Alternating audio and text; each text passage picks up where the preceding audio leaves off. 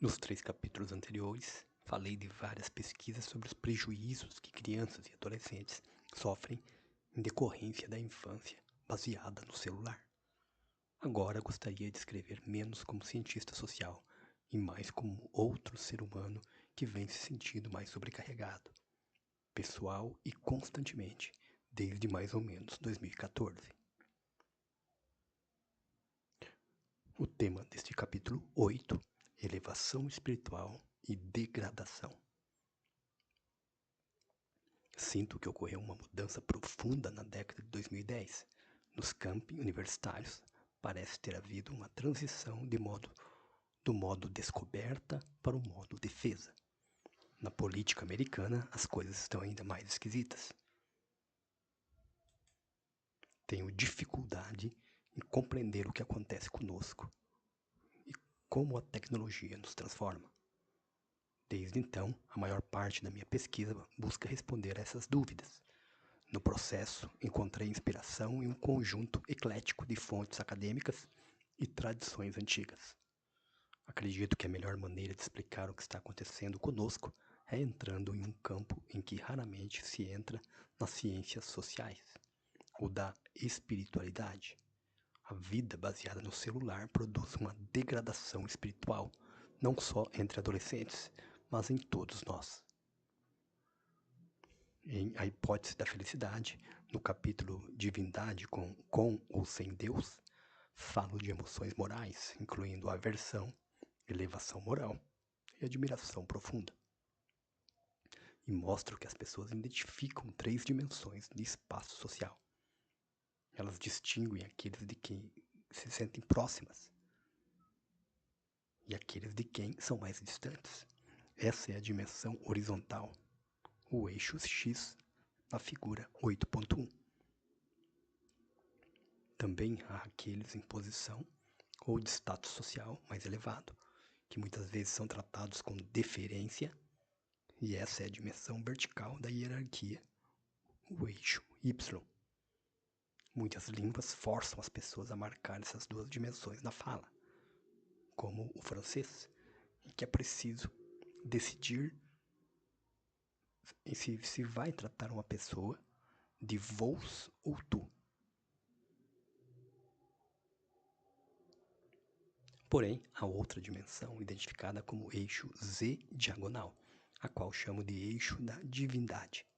Muitas culturas escreveram explicitamente que ações virtuosas levam a pessoa mais perto de Deus, enquanto ações corriqueiras, egoístas ou repulsivas a afastam de Deus e às vezes a aproximam de uma antidivindade, como o diabo. Quer Deus exista ou não, simplesmente percebemos pessoas, lugares, ações e objetos como sagrados, puros e capazes de elevar, e outros como repulsivos, impuros e degradantes. Thomas Jefferson ofereceu uma descrição secular do eixo Z em 1771, numa carta a um parente, aconselhando títulos para a formação da biblioteca dele.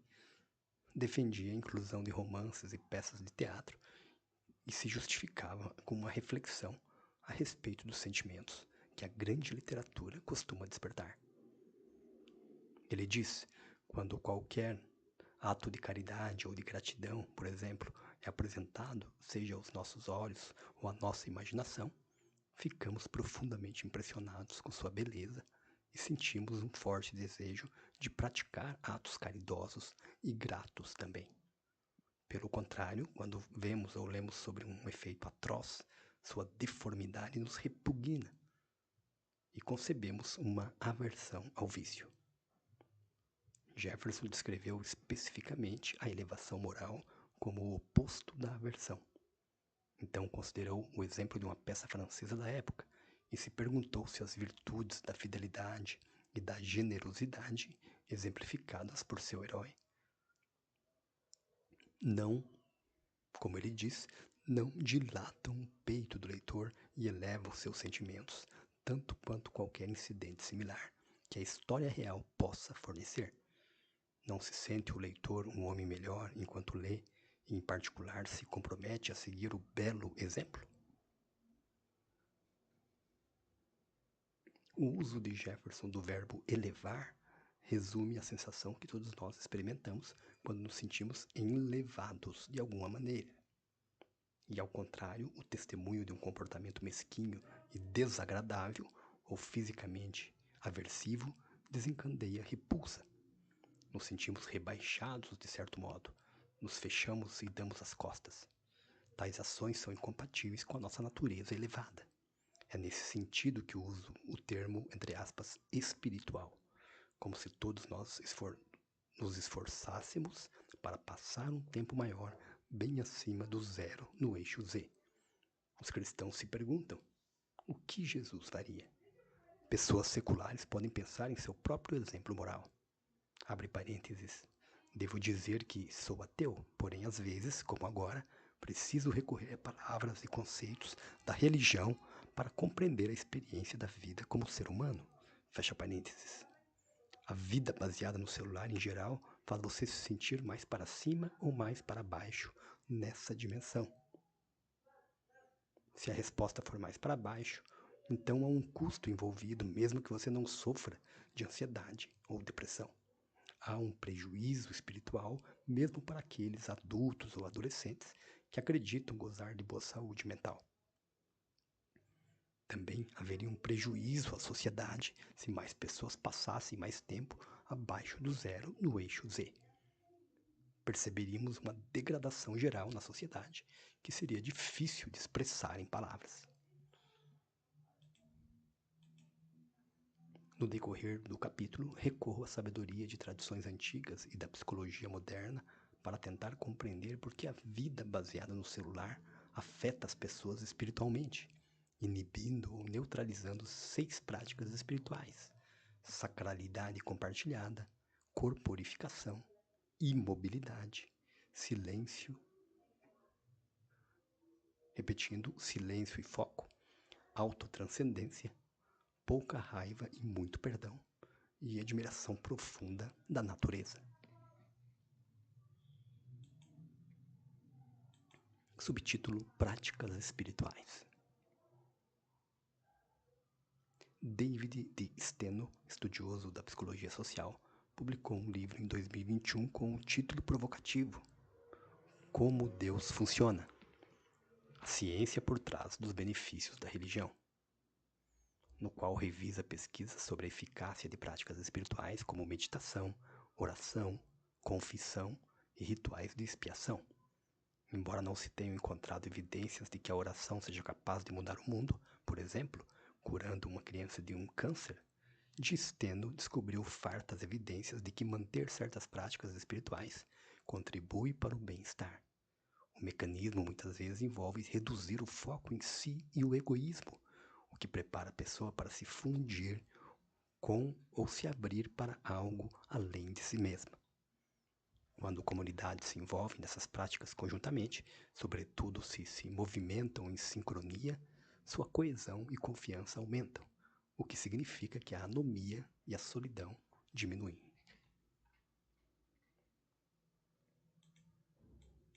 Observar essas 6 práticas pode nos ajudar a ver o que muitos de nós perdemos ao entrelaçar nossa vida com nossos assistentes digitais.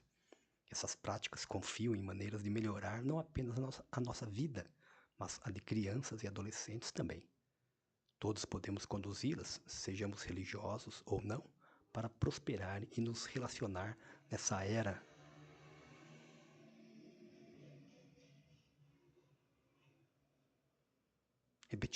nessa era de ansiedade e fragmentação.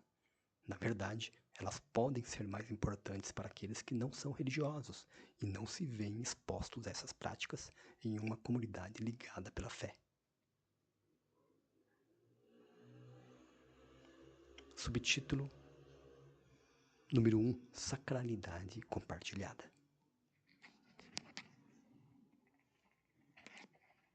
Durkheim argumenta que o Homo sapiens poderia muito bem ser chamado de Homo duplex, ou homem de 2 âmbitos, pois existimos em 2 âmbitos diferentes.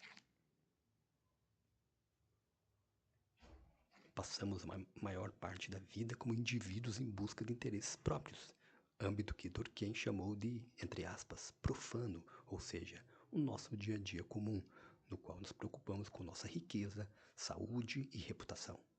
No entanto, Durkheim demonstrou que quase todas as sociedades criaram rituais e práticas comunitárias para, entre aspas, elevar as pessoas temporariamente ao âmbito do sagrado, do qual o eu desaparece e os interesses coletivos predominam.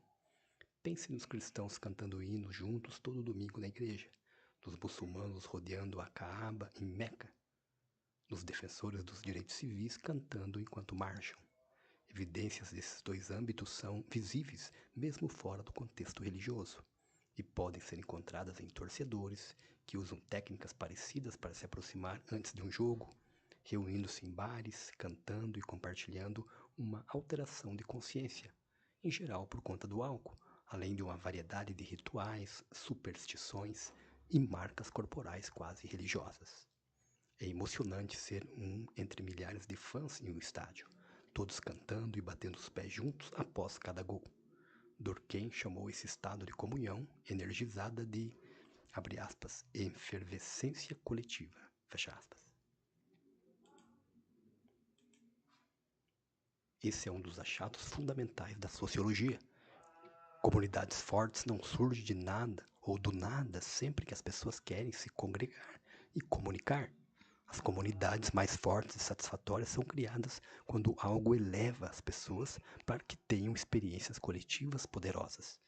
Todos entram no reino do sagrado ao mesmo tempo. Quando retornam ao âmbito profano, onde precisam estar na maior parte do tempo, lidando com as necessidades da vida, sentem mais confiança e afeto uns pelos outros, como resultado do tempo que passaram juntos no reino sagrado. Também ficam mais felizes e apresentam taxas de suicídio menores.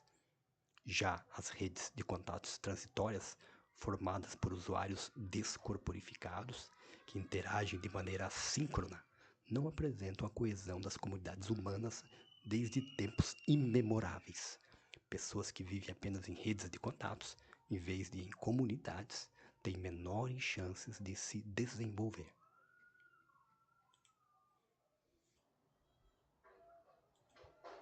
Para permitir que seus membros passem por experiências coletivas, as religiões elegem determinados momentos, como o sabá e os feriados cristãos, lugares como santuários, igrejas e templos, de objetos, a cruz, a Bíblia, o Corão, como sagrados. Eles se separam do mundo profano e os fiéis devem protegê-los da profanação. A palavra hebraico, ou em hebraico para solidão, kadush, significa literalmente separar ou separado. Mas o que acontece quando a vida social se torna virtual e todo mundo interage através de telas? Tudo se transforma em um borrão indiferenciado. Não há espaço consensual, ou pelo menos não do tipo que pareça real para a mente humana, que evoluiu para navegar as 3 dimensões do planeta Terra. Não há calendário diário, mensal ou anual a determinar quando as pessoas podem ou não fazer as coisas. Nada nunca fecha, portanto cada um segue a própria programação.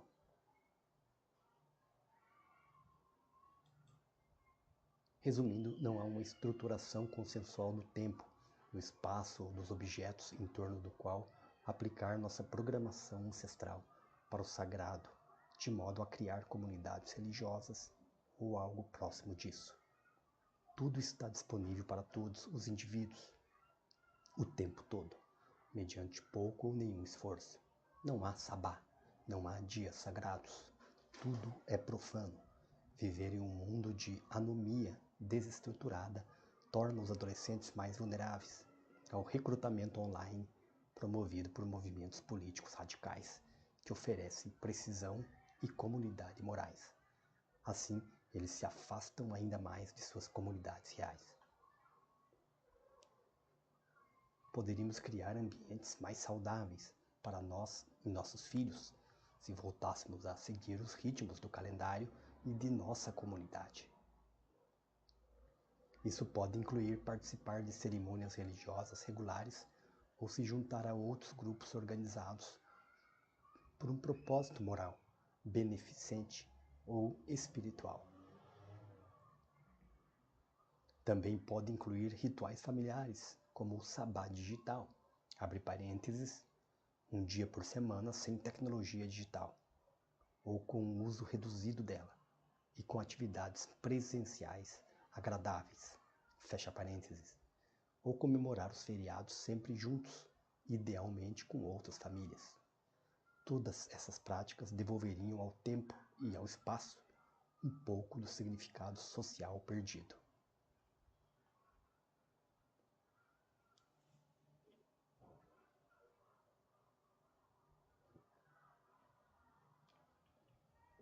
Subtítulo: Corporeidade.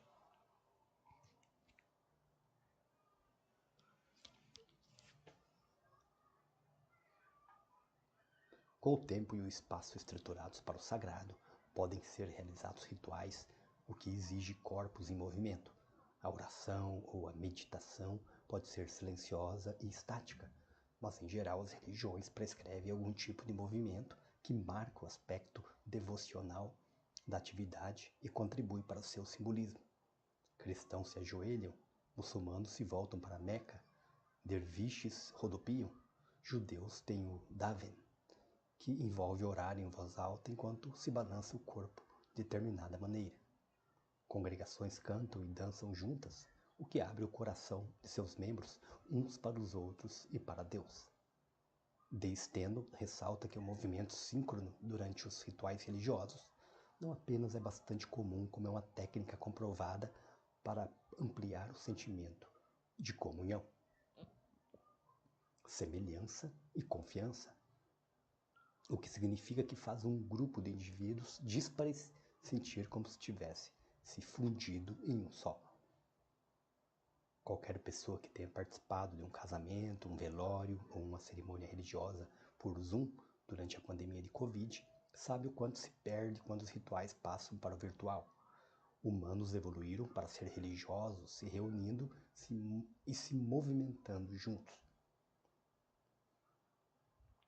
A grande reconfiguração reduziu o movimento físico síncrono, na verdade, todo movimento físico, e o distanciamento social durante a pandemia só agravou isso. Talvez a atividade corpórea que mais una as pessoas seja comer. A maioria dos dias sagrados e dos ritos de passagem envolve um banquete, ou pelo menos uma refeição compartilhada, muitas vezes com comidas específicas. Imagine como o americano se sentiria se, no dia de ação de graças,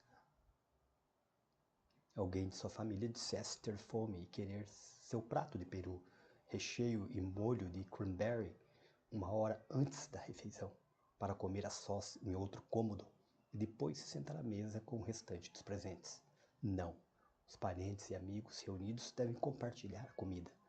Esse é um dos costumes humanos mais populares. Pessoas que, entre aspas, partem o pão, têm um vínculo. O simples ato de comer juntos, sobretudo do mesmo prato ou da mesma travessa, fortalece o vínculo e reduz a probabilidade de conflito. Essa é uma deficiência que o mundo virtual não terá como superar, não importa o quanto a realidade virtual se desenvolva. Muitas práticas espirituais são amplificadas por corpos em movimento e em proximidade. Quando tudo é feito em uma tela e talvez a sós no quarto, não se ativam os circuitos neurais que evoluíram para a prática espiritual, de modo que fica muito mais difícil entrar no reino sagrado de Durkheim. Uma maneira mais saudável de viver seria buscar mais eventos comunitários presenciais, sobretudo aqueles que pareçam ter propósito elevado ou moral, e que envolvam um movimento síncrono com cerimônias religiosas ou shows ao vivo. Muitos de nós, inclusive, se beneficiariam se rompessem com os hábitos adquiridos durante a pandemia de Covid e abdicassem da opção mais fácil, a remota.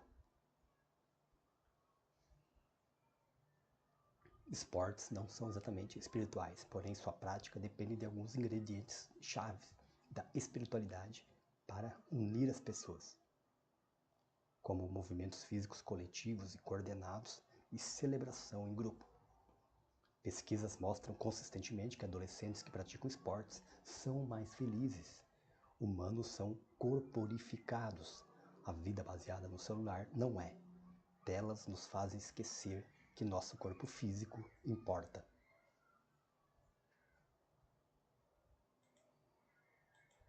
Subtítulo: Imobilidade, Silêncio e Foco.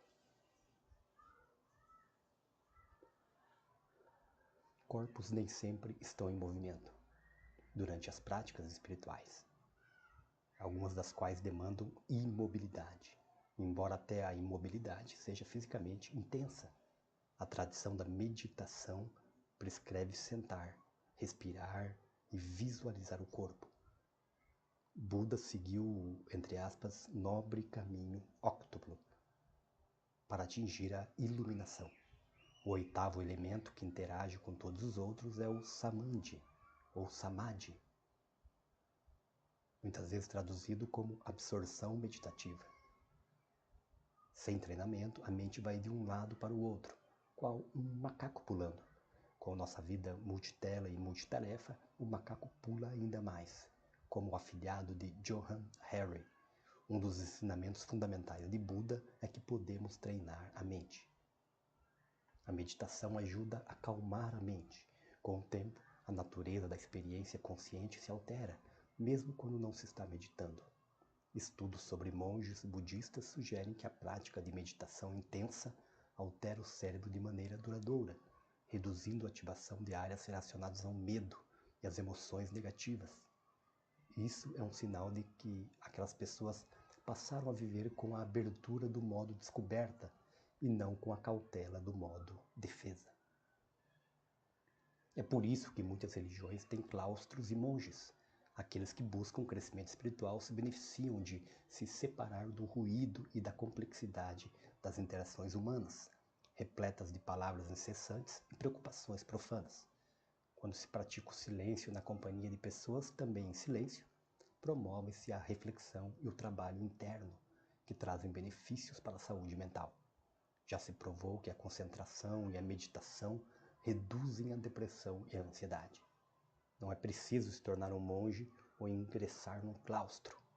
Muitas pessoas colhem esses benefícios fazendo o voto de silêncio por um dia, uma semana ou mais, juntando-se a outras em retiros de meditação. Sessões de atenção plena, mesmo que de 10 minutos por dia, reduzem a irritabilidade, as emoções negativas e o estresse decorrente de pressões externas.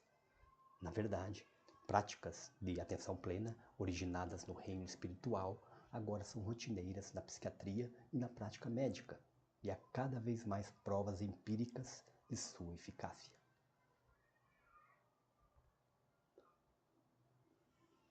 Buda descreveu samadhi como um estado de unidade mental. Abre aspas, quando você alcança o samadhi, ou samadhi, a mente não fica dispersa. Quem quer se proteger de inundações, vigia o dique, fecha aspas. Smartphones e redes sociais derrubam o dique, inundam a consciência de alertas e trivialidades. Poluem os ouvidos de sons, fragmentam a atenção e dispersam a consciência. A vida baseada no celular dificulta estar totalmente presente para as outras pessoas e mesmo ficar em silêncio consigo mesmo. Se queremos vivenciar imobilidade e silêncio, se queremos foco e a sensação de consciência una, precisamos reduzir o fluxo de estímulos aos olhos e ouvidos. Temos que encontrar oportunidades de ficar em silêncio, seja meditando, passando mais tempo na natureza, ou simplesmente observando a paisagem pela janela do carro durante uma longa viagem, em vez de estar sempre ouvindo alguma coisa ou assistindo a alguma coisa, como às vezes é o caso das crianças no banco de trás.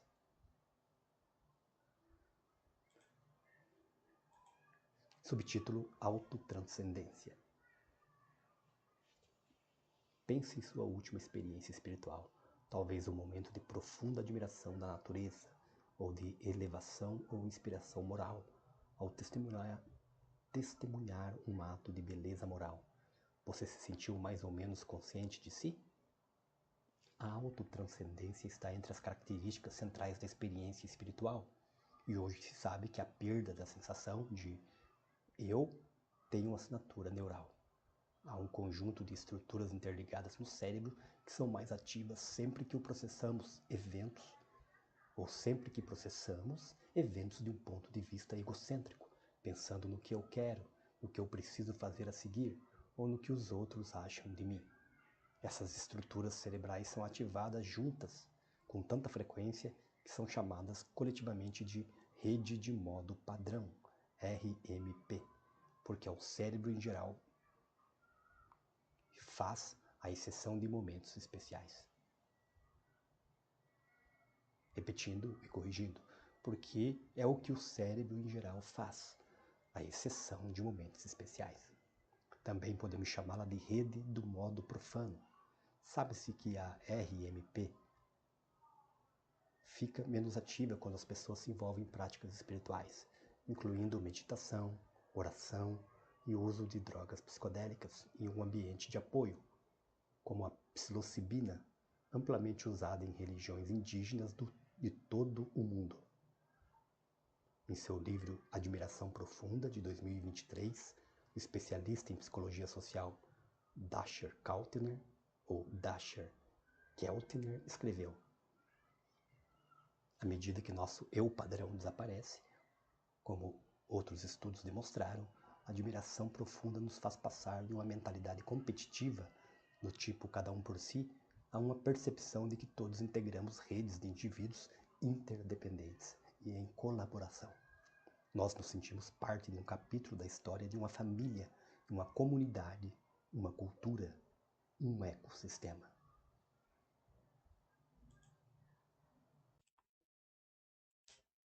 Quando a RMP está menos ativa, podemos nos conectar melhor com algo além de nós mesmos. E o que as redes sociais fazem com a RMP?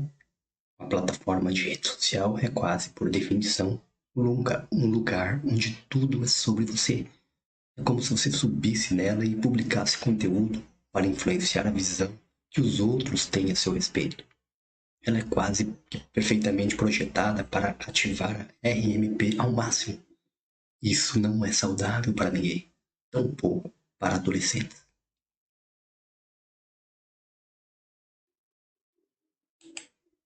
As tradições budistas e taoísta escreveram extensamente sobre os obstáculos que nosso ego cria no caminho para a iluminação. Preocupações profanas distraem nossa consciência. O Tao Te Ching, escrito no século IV a.C., contém o seguinte trecho: aflições que surgem na mente são ideias de eu e outros, ideias de glória e ignomínia, ideias de ganho e perda, ideias de certo e errado, ideias de lucro e honra, ideias de superioridade. Não passam de poeira no pedestal do espírito, impedindo a liberdade.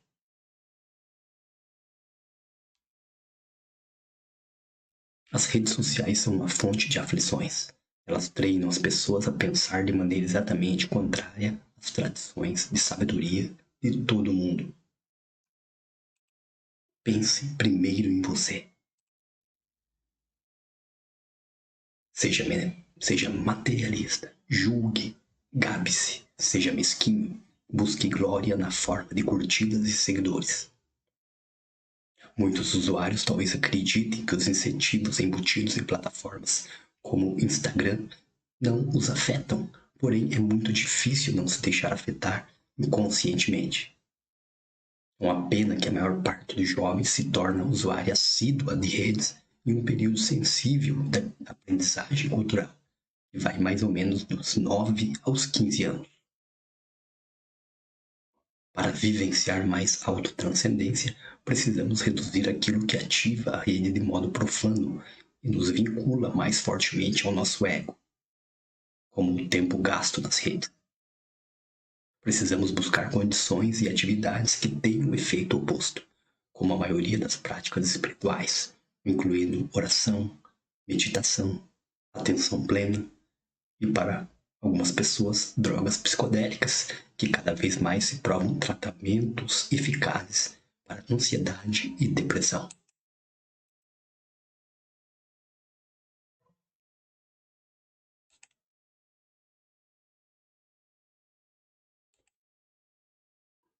Subtítulo: Pouca raiva e muito perdão.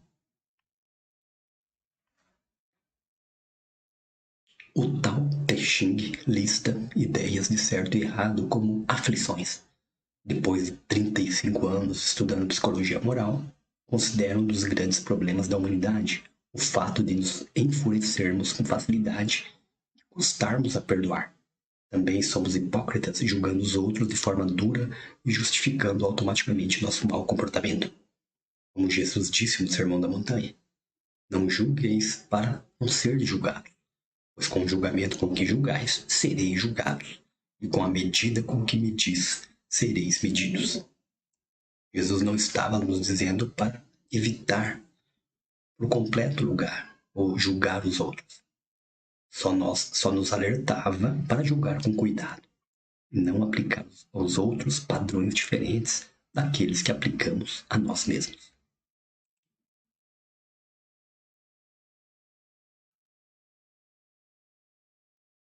No versículo seguinte ele diz: porque reparas no cisco que está no olho do teu irmão, quando não percebes a trave que está no teu? Ele nos incentiva a primeiro darmos um jeito em nós mesmos, antes de criticar os outros.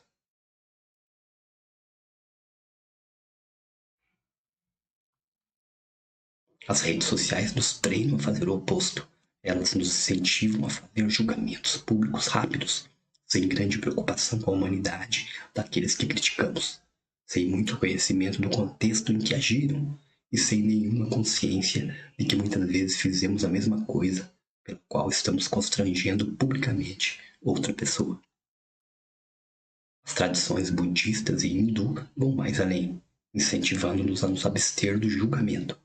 Eis uma das compreensões mais profundas já alcançadas na psicologia da moralidade de Zeng Tsan, mestre Zen do século VIII.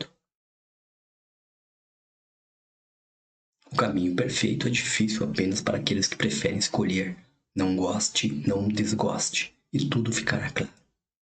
Um fio de cabelo de diferença e o céu e a terra se separarão. Se deseja que a verdade se revele claramente à sua frente, nunca seja a favor ou contra. A disputa entre favor e contra é a pior doença da mente. Não podemos seguir o conselho de Zeng Tsan ao pé da letra. Não podemos evitar fazer distinções morais e julgamentos. Abre parênteses. Na verdade, as religiões monoteístas são cheias de distinções morais e julgamentos. Fecha parênteses. No entanto, acredito que o que ele queria dizer é que a mente, se deixada por conta própria, avalia tudo de imediato, moldando o que pensamos a seguir, dificultando a busca da verdade. Esse pensamento é a base do primeiro princípio da psicologia moral, que expulsa a mente moralista. A intuição vem antes do raciocínio estratégico. Em outras palavras, temos uma sensação imediata em relação a um evento. Depois inventamos uma história para justificar nosso julgamento rápido. Muitas vezes, uma história que nos retrata de maneira favorável. As principais religiões do mundo nos aconselham a julgar menos e perdoar mais. Na Torá, Deus ordena aos israelitas: não te vingarás e não guardarás rancor contra os filhos do teu povo. Amarás o teu próximo como a ti mesmo. Milhares de anos depois, Martin Luther King Jr. usou o poder do perdão, como desenvolvido na tradição judaico-cristã, para inspirar todos os envolvidos no movimento dos direitos civis a agir de maneira elevada e conquistar corações e mentes.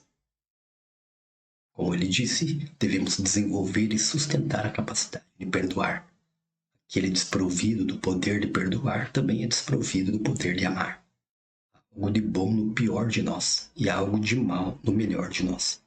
Quando descobrimos isso, ficamos menos propensos a odiar nossos inimigos. É claro que houve momentos em que a religião promoveu crueldade, racismo e genocídio.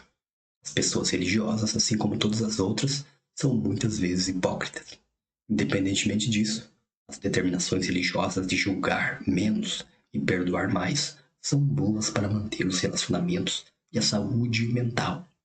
As redes sociais treinam as pessoas a fazer o oposto: julgar depressa e publicamente, para não ser julgado, por não julgar quem quer que seja o alvo de condenação de hoje. Não perdoe, ou sua turma atacará você por traição. De uma perspectiva espiritual, as redes sociais são uma doença da mente. Práticas e virtudes espirituais como perdão, graça e amor são a cura. As palavras de Buda, ele disse: neste mundo, ódio nunca dissipou ódio. Apenas amor dissipa ódio. Essa é a lei, ancestral e inexaurível. Também você perecerá. Sabendo disso, como poderia discutir?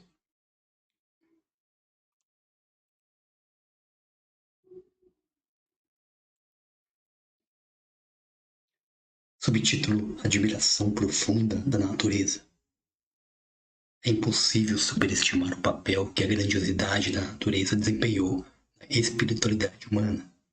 O Salmo 19 diz: os céus contam a glória de Deus, e o firmamento proclama as obras de suas mãos. Eis como Ralph Waldo Emerson descreveu em 1836 os efeitos dessa obra divina ao entrar em uma floresta. Ele disse: floresta, esse terreno cultivado por Deus, o decoro e a santidade reinam. Com os pés na terra, a cabeça banhada pelo ar alegre, erguida para o espaço infinito, todo o egoísmo mesquinho se esvai. Eu me torno um globo ocular transparente. Não sou nada. Vejo tudo. As correntes do ser universal circulam por mim. Sou uma parte ou parcela de Deus. Em 2003, Dashiell Keltner e eu publicamos um artigo com uma revisão de literatura sobre admiração profunda e argumentamos que duas percepções simultâneas desencadeiam. Aquilo que olhamos é de alguma maneira vasto e não se encaixa em nossas estruturas mentais existentes. Dessa combinação parece depender um sentimento de pequenez profundamente prazeroso, embora às vezes também assustador. A admiração profunda nos convida a mudar nossos comportamentos, crenças e lealdades. Dashiell se tornou o principal estudioso do tema. Ele e seus alunos se reuniram milhares de relatos de experiências de admiração profunda vivenciadas por pessoas do mundo todo e as classificaram, e as classificaram em 8 categorias mais comuns, as 8 maravilhas da vida: beleza moral, efervescência coletiva, natureza, música, design visual, reverência espiritual e religiosa, vida e morte, e epifanias, momentos em que ocorre uma compreensão nova e grandiosa.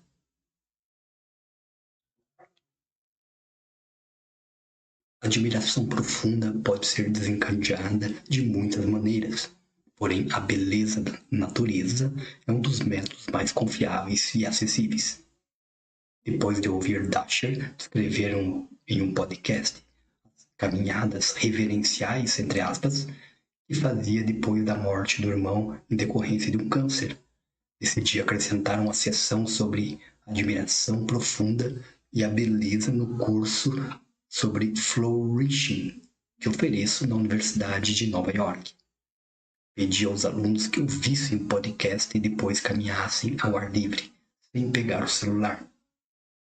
As reflexões que eles me entregaram aquela semana ficaram entre as coisas mais lindas que vi em meus 30 anos como professor.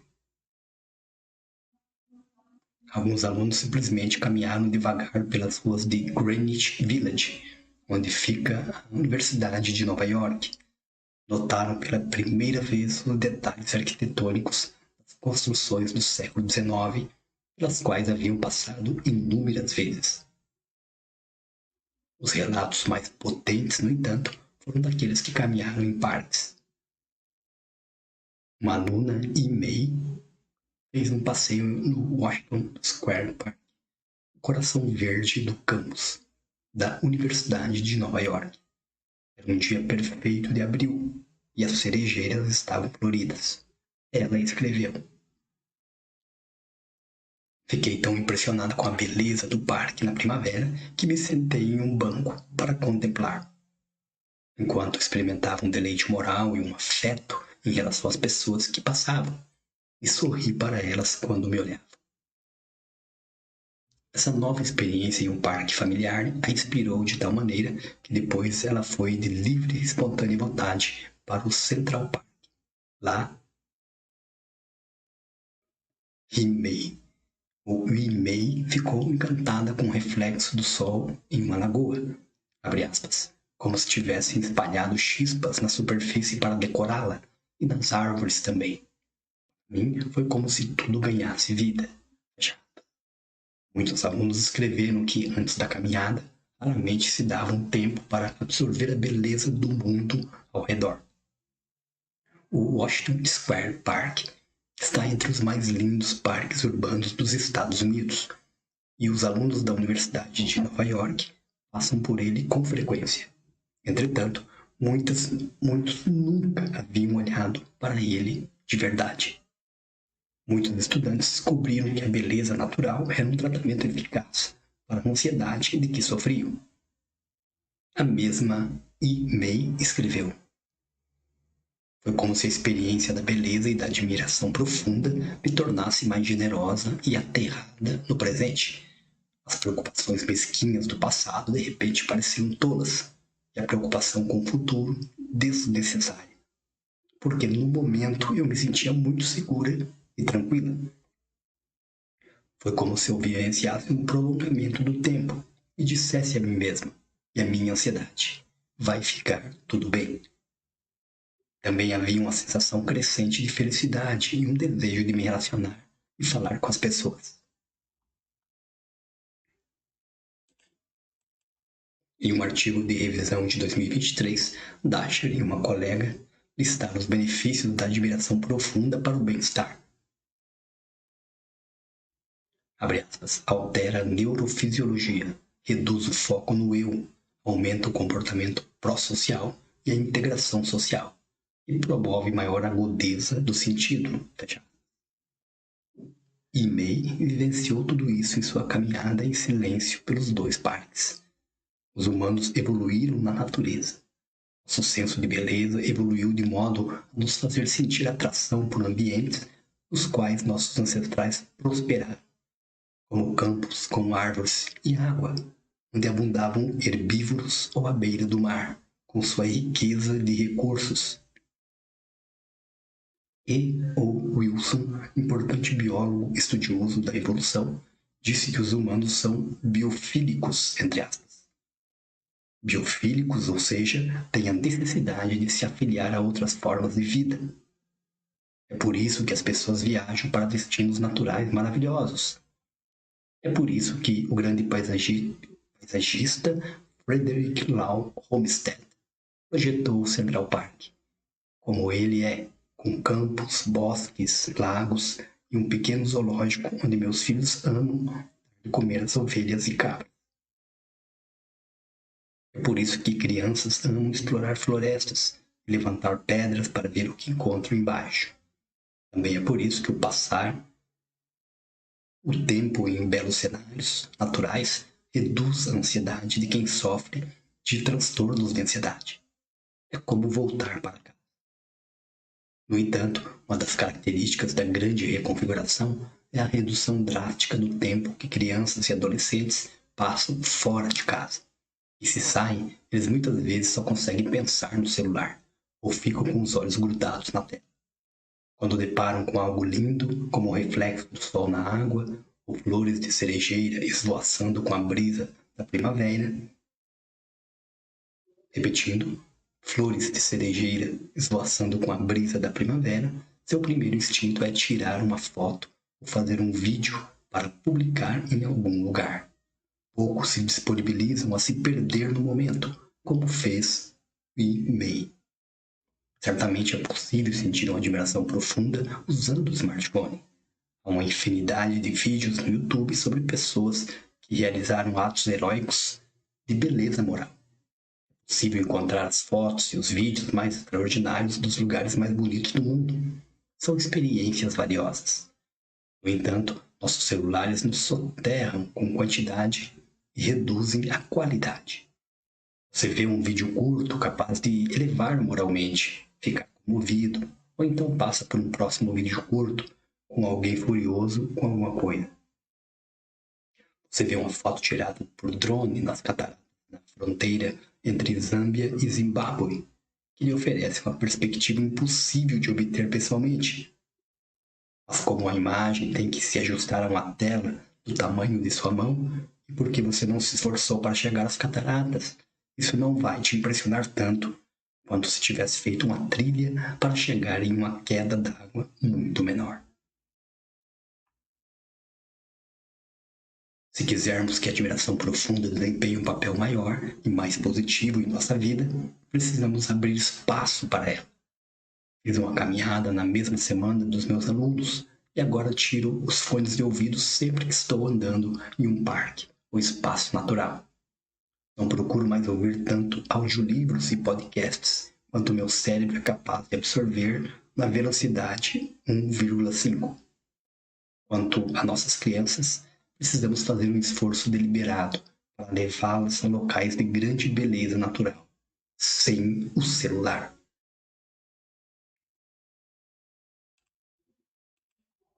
Subtítulo: O buraco na forma de Deus.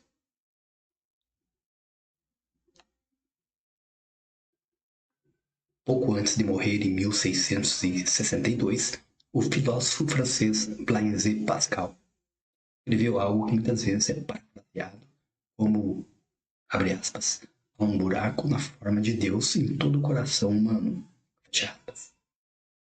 Acredito que ele estivesse certo.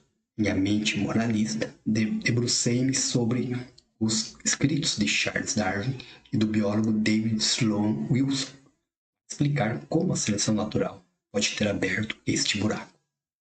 A humanidade passou por um longo período de que é conhecido como seleção multinível,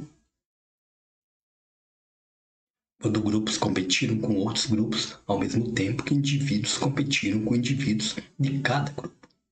Os grupos mais coesos venceram e os humanos desenvolveram, tanto biológica quanto culturalmente, uma adaptação que tornou seus grupos ainda mais coesos. A religiosidade, incluindo tanto o medo como o amor por deuses. Muitos amigos religiosos discordaram quanto à origem do nosso buraco em forma de Deus. Eles acreditam que o buraco existe porque somos criações divinas e ansiamos por nosso Criador.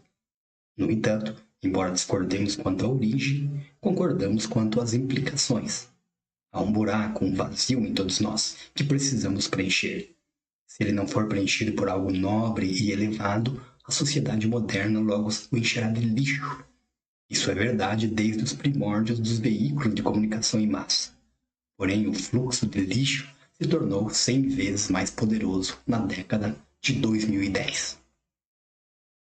Aquilo que nos expomos importa. Repetindo, aquilo a que nos expomos importa. E os antigos concordam universalmente com isso. Somos o que pensamos. Tudo o que somos surge em nossos pensamentos. Disse Buda. E Marco Aurélio, abre aspas, aquilo sobre o que você pensa determina a qualidade de sua mente. Sua alma assume a cor de seus pensamentos. Fecha aspas. A vida baseada no celular, ficamos expostos a uma quantidade extraordinária de conteúdo, grande parte do qual escolhida por algoritmos e empurrada para nós por notificações que interrompem o que quer que estejamos fazendo. É demais, e grande parte nos rebaixa na dimensão da divindade. Se quisermos passar a maior parte da vida acima dos zeros nesse eixo, precisamos recuperar o controle do que recebemos. Precisamos recuperar o controle de nossa vida. Subtítulo: Resumindo. Quando vêm ações com beleza moral, as pessoas se sentem elevadas, sobem a dimensão que pode ser chamada de divindade. Quando vêm ações moralmente repulsivas, elas sentem que decaíram ou foram rebaixadas. Uma vida baseada no celular, em geral, rebaixa as pessoas.